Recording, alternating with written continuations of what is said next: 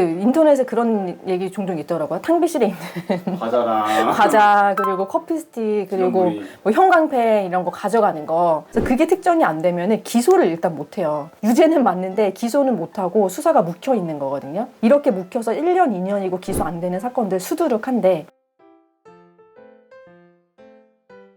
안녕하세요. 여러분의 하나뿐인 변호사 하나 변호사입니다. 오늘은 횡령죄에 대해서 얘기해 보려고 하는데요. 형법에서 말하는 횡령은 다른 사람의 물건을 보관하는 자가 그거를 자기가 그냥 개인적으로 이용하거나 유용하는 거거든요. 근데 횡령은 네. 약간 회사나 그런 데서 돈 네. 빼돌리는 이미지가 좀 크거든요. 근데 일상에서도 그런 게 있나요? 횡령죄라는 게 뭐 금액의 액수가 크고 작은 건 상관없이 타인의 재물 보관하고 있는 사람이 이거 가져가면 횡령되는 거기 때문에, 우리가 이제 TV에서 뉴스에서 많이 접하는 것처럼 뭐 대기업의 임원이나 직원이 뭐 돈을 횡령했다 뭐 이런 사례도 있지만, 소액으로는 알바를 하다가 편의점 알바생이 그냥 내가 돈을 몰래 가져가거나, 이게 막 대기업이 아니라고 하더라도 작은 규모의 회사에서도 종종 일어나는 일이에요. 인터넷에 그런 얘기 종종 있더라고요. 탕비실에 있는 과자랑 과자, 그리고 커피 스틱, 그리고 지원물이. 뭐 형광펜 이런 거 가져가는 거, 사회생활상, 사회상규상 뭐 위반되지 않는 행위라고 봐야겠죠. 허용되는 정도로. 근데 내 직무 자체가 내 비품을 관리하는 사람이다. 그래서 비품을 관리하다가 다른 사람 모르게 내가 비품을 좀 빼돌린 거예요. 그런 건 이제 횡령이 될 수 있죠. 업무에 따라 좀 다르구나. 그렇죠. 이제 횡령이 되려면은 일단 그 재물을 보관하는 역할에 있어야 되거든요.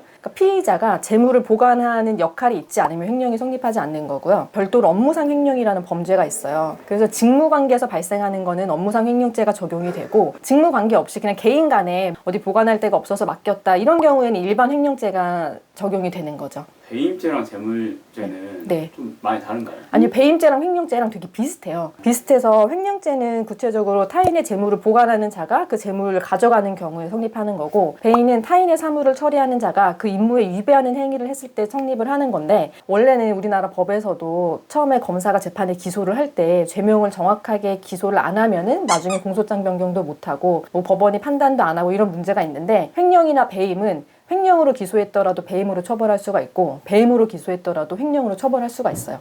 둘이 되게 비슷하고 유사해요. 그러면 네. 회사 돈을 네. 가져다가 쓰면 횡령이잖아요. 네.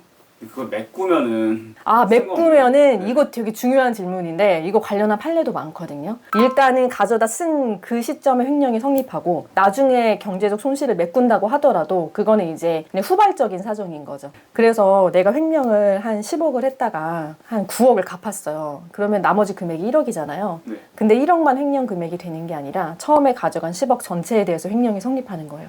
횡령죄가 되려면은 언제 얼마를 가져가서 어디에 뭐 유용했다 이런 게 특정이 되어야 해요. 그러니까 금액이 언제 얼마를 어떻게 가져갔다라는 것들이 특정이 안 되면, 그래서 그게 특정이 안 되면은 기소를 일단 못 해요. 유죄는 맞는데 기소는 못 하고 수사가 묵혀 있는 거거든요. 이렇게 묵혀서 1년, 2년이고 기소 안 되는 사건들 수두룩한데, 뭐 내가 고소하면 수사기관에서 알아서 수사해주고 법원이 알아서 처벌해주겠지 이렇게 생각을 하고 진행을 하면 안 되고, 내가 볼 수 있는 자료는 정말 자세하게 정리를 해야 실질적으로 횡령 사건 수사가 진행이 되고요. 이거는 고소하는 측에서 고민을 해봐야 될 내용인 거고, 이제 고소를 당한 측에서 대응하는 거에 이제 1차적인 거는 내가 개인적으로 사용한 게 아니라 이 돈을 맡긴 사람, 이 돈을 맡긴 회사를 위해서 사용을 했다라는 걸 소명을 하는 거고, 그리고 금액에 있어서 내가 설사 일부 횡령한 게 있다고 하면은 그 이상으로 처벌되지 않도록 범죄 일람표를 정리하는 작업이 중요한 거죠. 내 개인 계좌를 회사를 위해서 이용하는 경우가 있거든요. 그러니까 내 개인 계좌를 회사 업무상 용도로 혼용을 해서 쓰는 경우가 있어요. 혼용을 해서 쓰는데 거기에 이제 회사 돈도 섞여 들어오고 내 원래 개인 돈도 섞여 있잖아요. 이런 경우에는 내가 얼마를 횡령했는지 금액상의 다툼이 크게 일어나거든요. 그래서 그 부분을 계좌 거래 내역을 전체적인 계좌의 흐름도 분석을 해야 되고요. 주워서 가져가면 그것도 좀 횡령에 해당하나요? 그거는 이제 점유 이탈물 횡령이라고 해서, 점유를 이탈한 타인 소유의 물건이 분명한데 내가 그거 가져가잖아요. 그럼 처벌받아요. 이게 땅에 떨어진 거는 누가 점유하고 있지 않은 상황이 좀 명확하잖아요. 근데 땅에 떨어진 게 아니라 어떤 가게 안에 누가 놓고 갔다, 가게 주인이 점유를 하고 있는 거라 보거든요. 그래서 그거를 가져간 경우에는 절도죄예요. 그럼 횡령은 처벌이 액수에 따라 좀 다른가요? 그렇죠. 액수에 따라서 많이 달라지죠. 횡령죄 자체는 재산범죄이기 때문에 액수에 따라서 적용되는 법정형도 달라지고, 그리고 이제 얼마를 실질적으로 변제해서 현재 민사상으로 남은 피해 금액이 얼마인지에 따라서 형이 많이 달라지죠. 횡령 관련해서 궁금한 점 있으시면 댓글로 남겨주시고요. 구독과 좋아요도 많이 부탁드립니다.